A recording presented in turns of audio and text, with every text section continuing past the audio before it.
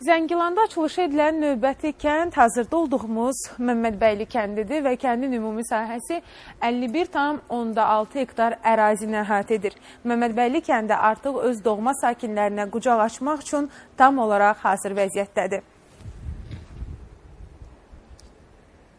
Burada inşa edilmiş evlərin, fərdi evlərin sayı 188-dir. Bundan əlavə 2 inzibati çoxfunksiyalı bina da inşa edilibdir. Fərdi evlərin hamısının 12 sot həcmində həyətyanı sahəsi var. Bu da ailə təsərrüfatı aparmaq üçün çox əlverişlidir.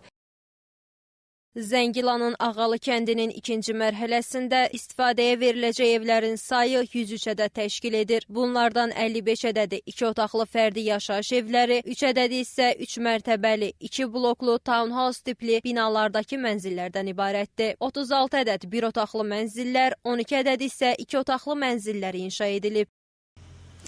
Ağ fasadlı binalar, səliqəli yollar, istirahət güşələri, müasir infrastruktur bizi Avropanı xatırlatsa da xeyr, biz Zəngilandayıq. 28 oktyabr tarixində yeni açılışı baş tutan 104 mənzilli yaşayış kompleksindəyik. Zəngilan şəhərinin mərkəzi hissəsində yerləşir. Orta məktəbə, uşaq bağçasına və digər həyat üçün zəruri olan infrastruktur obyektlərinə kifayət qədər yaxın yerdədir. Həmçinin Zəngilan Konqres Mərkəzinin və şəhər məscidinin yaxınlığındadır.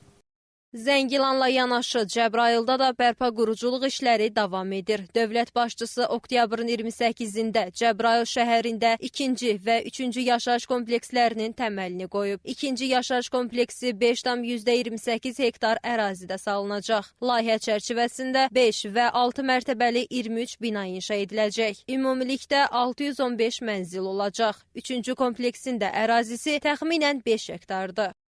Burada 5, 6 və 7 mərtəbəli 25 binanın tikintisi nəzərdə tutulur. Layihəyə əsasən binalarda 1, 2, 3, 4 və 5 otaqlı olmaqla 746 mənzil inşası nəzərdə tutulur və hər iki kompleks müasir standartlara uyğun şəkildə tikiləcək və bu Cəbrayıl şəhərinin bərpası istiqamətində atılan çox mühüm bir addım olacaq.